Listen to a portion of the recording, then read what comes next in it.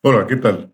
Hoy os vamos a hablar de un interesante curso de historia que tuvo lugar en el San Pablo CEU del Escorial. Si te parece interesante y te gusta, deja un like y suscríbete al canal. Muchas gracias. Que te guste.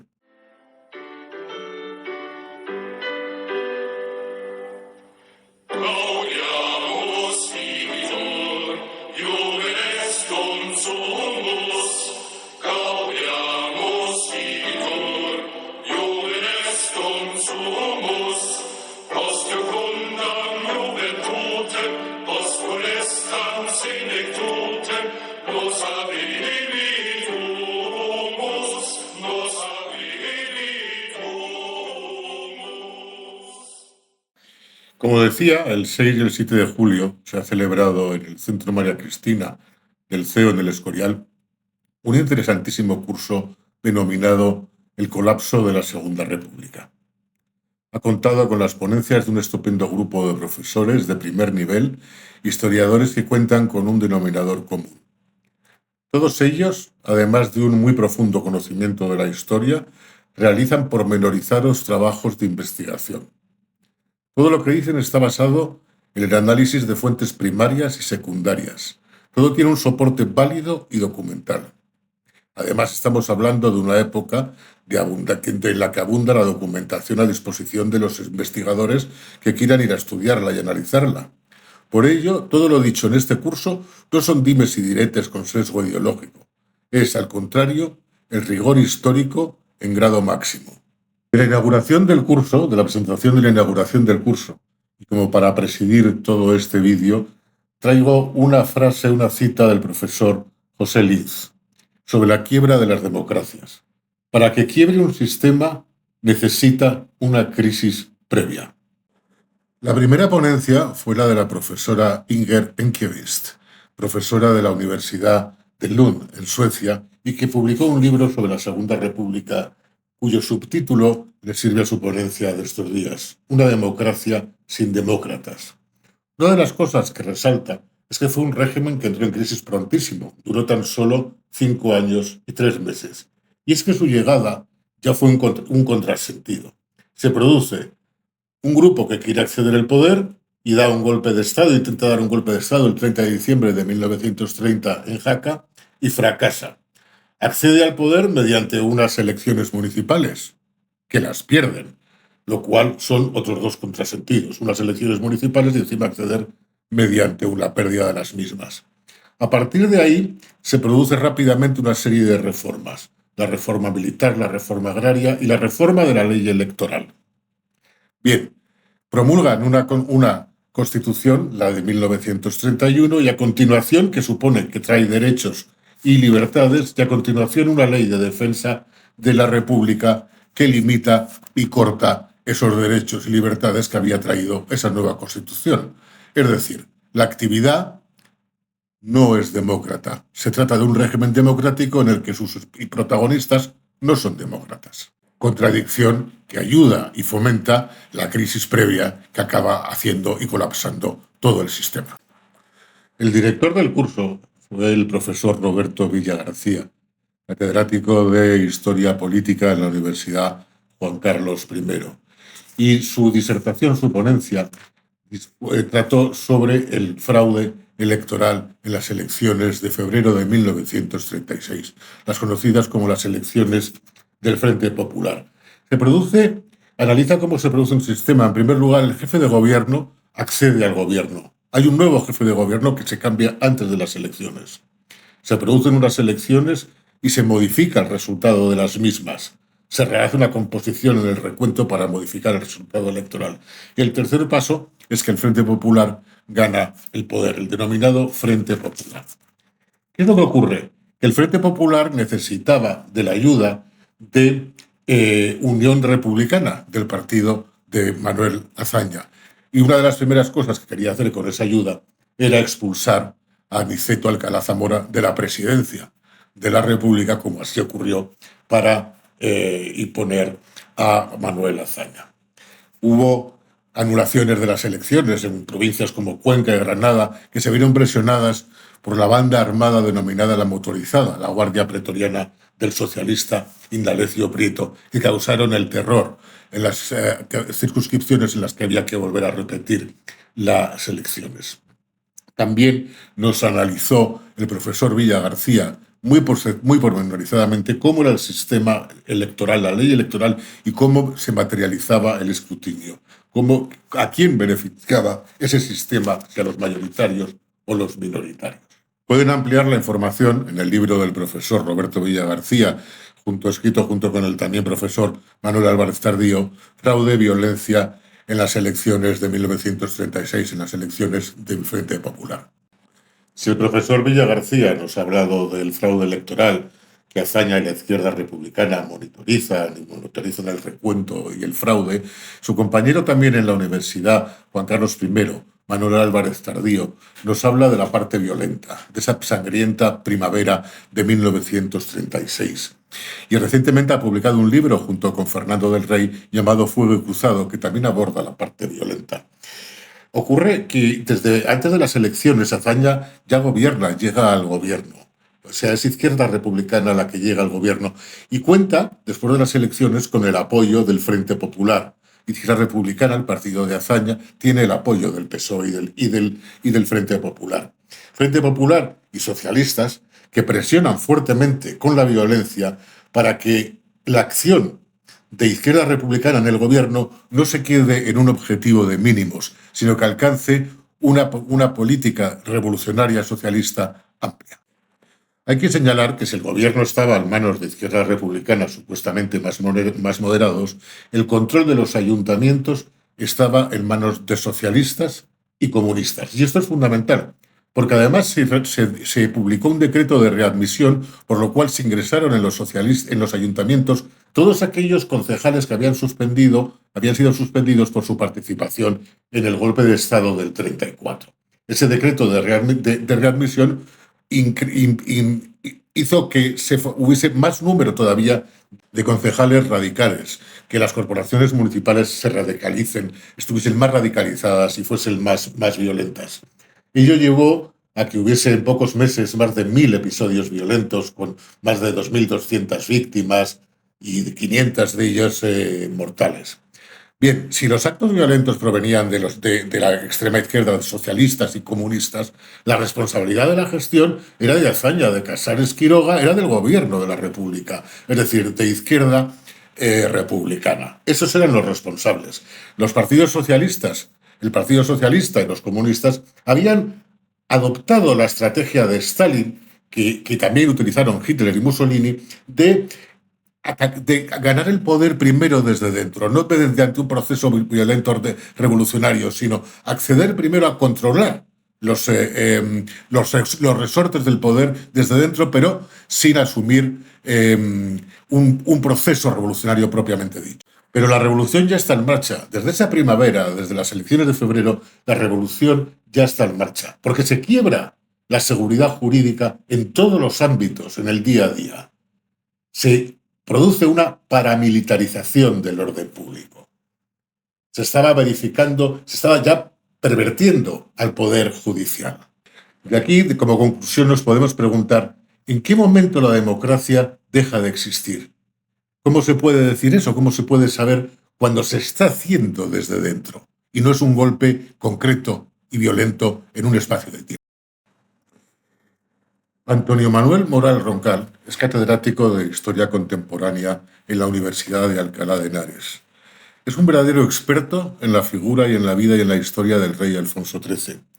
Ha publicado un libro titulado Un rey calumniado, en el que nos cuenta todas las falsedades que se dijeron sobre Alfonso XIII y en la gestión y su participación en la guerra del Rif, en la guerra de África. En este curso del CEU del Escorial en julio de este año, nos habla de la relación entre Alfonso XIII y la Segunda República. ¿Qué es lo cual es la relación cuando se proclama la República y el rey decide irse de España, no abdicar, ni abdicar de la corona, sino irse para evitar el derramamiento de sangre entre españoles? El rey estaba obsesionado porque España y su república no cayera en manos de la extrema izquierda y del comunismo, que no cayese en manos como había pasado en Rusia después de un gobierno de Kerensky. Y por lo tanto trata de no desestabilizar la República. Pensaba que colaborando con la colaboración de los monárquicos con la República, se podría evitar el derramamiento de sangre entre los españoles. La verdad es que el pobre Alfonso XIII fue un rey calumniado y difamado permanentemente. A todas las cuestiones sobre la guerra de África que se contienen en el libro del profesor Antonio Manuel Moral, hay que añadir el proceso contra el rey y contra los funcionarios de la monarquía que se estableció en las Cortes Españolas con la llegada al advenimiento de la Segunda República, donde vertieron todo tipo de falsedades y mentiras contra Alfonso XIII, tratando de condenarle en todo su reinado, tanto a su reinado como personalmente, e incluso a los funcionarios a los que depuraron de las administraciones. Todo falso, entre otras cosas porque quien sí colaboró activamente con la dictadura de Primo de Rivera fue el PSOE, con Largo Caballero, que fue, por ejemplo, miembro del Consejo de Estado, así como muchos otros. Bien, pero los republicanos los republicanos tenían en ese momento la obsesión por el impacto de las políticas republicanas en el siglo XIX, donde la Primera República había durado nada más que un año. Pero no porque Alfonso XIII en el 31 hiciera algo contra la República. Alfonso XIII no hizo nada contra la República. En 1933 nace Renovación Española, presidida por Antonio Goicoechea, que es apoyada por el rey, pero lo hace debido a toda la persecución que había sufrido en las Cortes durante su procedimiento contra él. Porque la verdad es que la CEDA siguió torpedeando y dividiendo a los monárquicos. De hecho, lo que pasa es que tampoco hace nada porque el rey piensa que si gana la CEDA, Niceto, con unas elecciones, Niceto se negará a encargar el gobierno a Gil Robles y empezará a entrar en crisis la República. Eso ocurrió, pero la República entró en crisis posteriormente, como veremos, y no precisamente por eso, sino por su propia violencia y su propia negación de la democracia y a la propia revolución interna. La verdad es que el papel que jugaron la CEDA y otras formaciones de las entonces denominadas derechas, así como también la Iglesia, todo hay que decirlo, sometiéndose a los caprichos de la República en temas tan particulares como las bodas, la celebración de las bodas de los hijos de los reyes en Roma. Aquella comportamiento que le hizo escribir a Muñoz Seca una postal de Roma a su madre con motivo de las bodas reales y que decía: queridísima madre, vengo de tierras de Dios, tan humilde y tan cristiano que en mi casa al Watercloos le llaman ya el Vaticano. El catedrático de Historia de la Universidad Pública de Navarra, Demetrio Castro Alfín, ofreció una ponencia con el mismo título que su último libro, Triste y agria intrahistoria de la Segunda República. Título que viene de lo que dijo Ortega y Gasset en octubre de 1931, tras la aprobación de la Ley de Defensa de la República, que dijo que se trataba de una república triste y agria.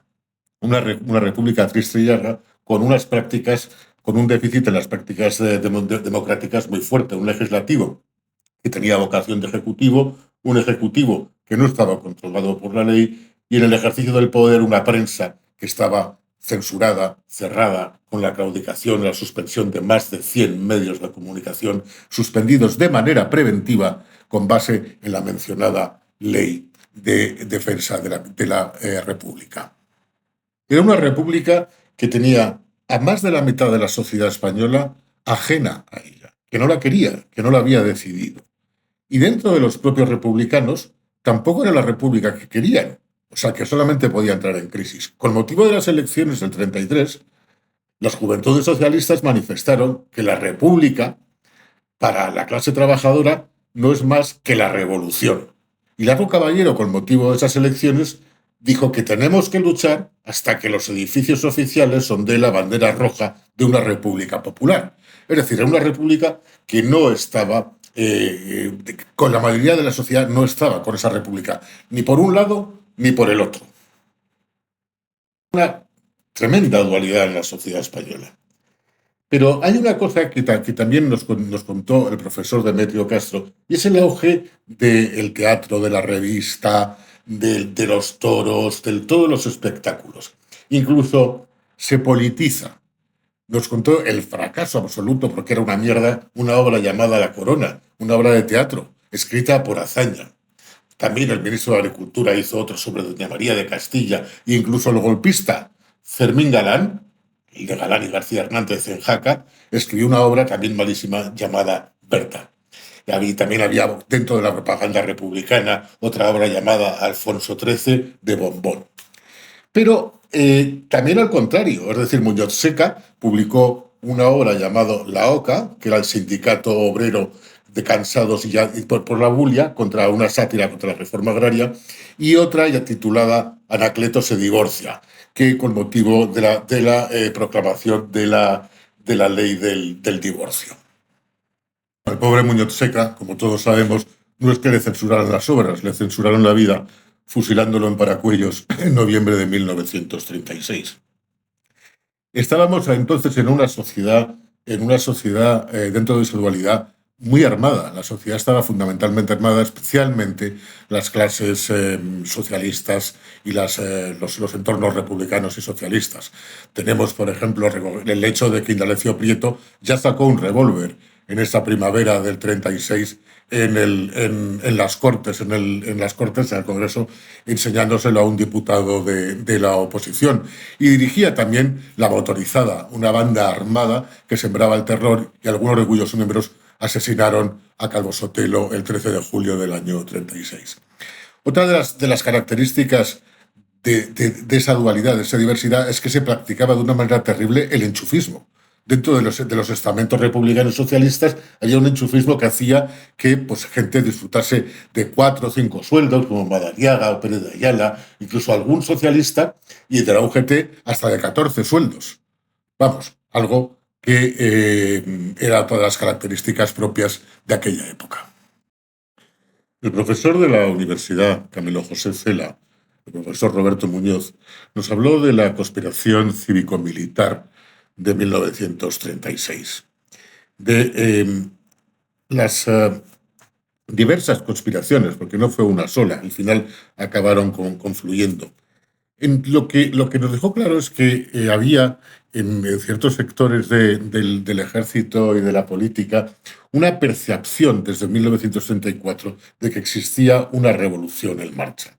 De hecho, el 1 de mayo de 1936 se generó una gran preocupación cuando se vio a los milicianos socialistas y comunistas en las calles confraternizando con el ejército, con miembros del ejército, lo cual generaba un modo el miedo a una revolución socialista. Hay que decir que la sublevación que dirige Mola, era contra el gobierno, no contra la República, pero luego evolucionó de manera distinta, ¿no? Mola comienza a trabajar él solo, después de varias reuniones y de varios desencuentros entre unos y otros, y con los carlistas y los carlistas, comienza a trabajar él solo. Hay que decir que también que el 71% de los oficiales apoyó la rebelión de 1976, pero sin embargo el ejército se dividió en la práctica. Se dividió y muchas de las organizaciones, de las unidades organizadas de las distintas regiones no se unieron a la sublevación, y esa división llevó inequívocamente a la guerra civil, ya que se alargase la guerra civil. Mientras que si hubiese habido algunas unidades que se hubiesen levantado también, hubiese durado menos. No estaba previsto, en principio, que hubiese una columna del ejército que viajase desde Marruecos hasta Madrid para atacar Madrid por el sur, porque lo que estaba previsto es que hubiesen más unidades que se levantaran y que se uniesen al levantamiento militar del 18 de julio. Hubo que organizar ese traslado del cuerpo de ejército de Marruecos una vez que ya se había producido la sublevación. El profesor Julio Ruiz se licenció en la Universidad de Oxford, en Historia de la Universidad de Oxford, y ocupa la plaza de profesor de Historia en la Universidad de Edimburgo. Y es un especialista en lo que fue toda la represión y la violencia, pues fundamentalmente por parte de los socialistas del PSOE y los comunistas, dura a partir desde antes del 36. Una de las cosas que dice con acierto es que desde julio, cuando cambia desde julio del 36, después del 18 de julio, cuando cambia el gobierno, también cambia el Estado. Es lo que él llama la Tercera República, que es el nuevo Estado antifascista, fundamentalmente implantado por Largo Caballero y por Negrín. Bueno, nos habló siguiendo la vida de dos jóvenes, Francisco Ordóñez Peña, socialista, Santiago Garcés Arroyo y también Agapito García Tadel, pero fundamentalmente de estos dos jóvenes socialistas que intervinieron, del PSOE, que intervinieron en el asesinato de José Calvo Sotelo y que fueron pasando primero a ser jefe del SIM, digamos, el Departamento del Área de Inteligencia y Represión del Gobierno de la República, nombrado hablo de Francisco Ordóñez, nombrado directamente por Negrín, y Santiago Garcés Arroyo, también participó del asesinato de Calvo Sotelo, el número 2 del SIM. El SIM era fundamentalmente negrinista, aunque estos dos habían estado a las órdenes de Prieto y luego de Largo Caballero, era fundamentalmente negrinista y en él se basaba Negrín, confiaba el futuro de la Tercera República. Hay que decir que de ese terror murieron bastantes más de 50.000 personas y que la represión y las checas también estuvieron bendecidas por estos dos que iban progresando en el escalafón, pero fundamentalmente también llevadas a cabo por Santiago Carrillo y por la socialista Margarita Nelken. Esa Tercera República se basó en los milicianos que ya habían combatido con anterioridad al 36 a los ya supuestamente fascistas. Luego se hizo el DIDIDE, otro de los órganos de represión y de inteligencia, que se encargaba, que se fusionó con el SIM y que tuvo a estos dos, a Ordóñez y Garcés, como encargados y responsables del DIDIDE y de la fusión, una vez fusionada con el SIM, y que se encargaba de las torturas. El propio Himmler, en 1940, el jefe de la represión nazi en Alemania, se quedó impresionado cuando visitó la Checa de Valmayor, en Cataluña, que estaba gestionada por el SIM y gobernada por Ordóñez. Fue, desde luego, una ponencia muy reveladora y además muy bien expuesta progresivamente, porque estos dos chicos dirigían la represión, eran socialistas y estaban al cargo del DIDIDE con 26 y 27 años. Alfonso Bullón de Mendoza, el presidente del CEU, clausuró el curso con una disertación sobre el asesinato de Calvo Sotelo.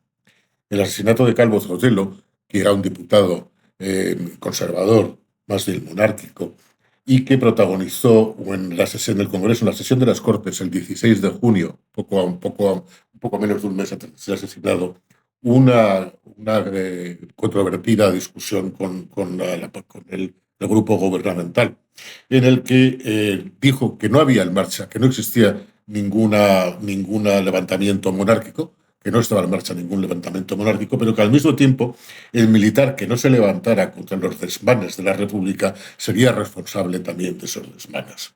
Esto llevó a que el 1 de julio del 36, el diputado socialista Galarza, refiriéndose a Calvo Sotelo, repitiera lo mismo que Pablo Iglesias Pose le había dicho décadas antes al presidente del gobierno, Antonio Maura. Le dijo que si Maura volviera al poder, los socialistas llegarían al atentado personal. Pues esto fue lo que le dijeron poco antes de matarlo a José Calvo Sotelo, en una sociedad en la cual había miedo y odio.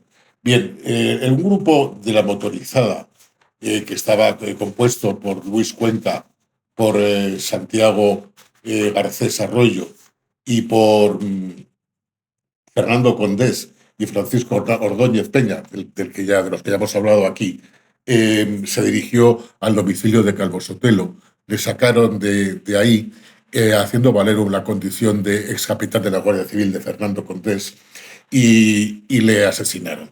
Fue el propio Luis Cuenca el que se encargó de contar a todo el PSOE y a todo Ferraz de que habían matado a los de la motorizada, habían matado a Calvo Sotelo. Una de las cosas que ocurrió con el asesinato del diputado José Calvo Sotelo fue que acabó uniendo a los dudosos, a los que estaban dudosos de cara al levantamiento militar. Ahí ya, a partir de ahí se incorporan los tradicionalistas, los carlistas, Franco también se pone al frente y se produce poco después el levantamiento militar. Bien, seguimos sin saber, utilizando terminología moderna, quién fue la X del asesinato de Calvo Sotelo. Sabemos los ejecutores, los de la motorizada de Indalecio Prieto, pero la X, para mí que el que más posibilidades tiene de ser la X es el propio dirigente socialista Indalecio Prieto.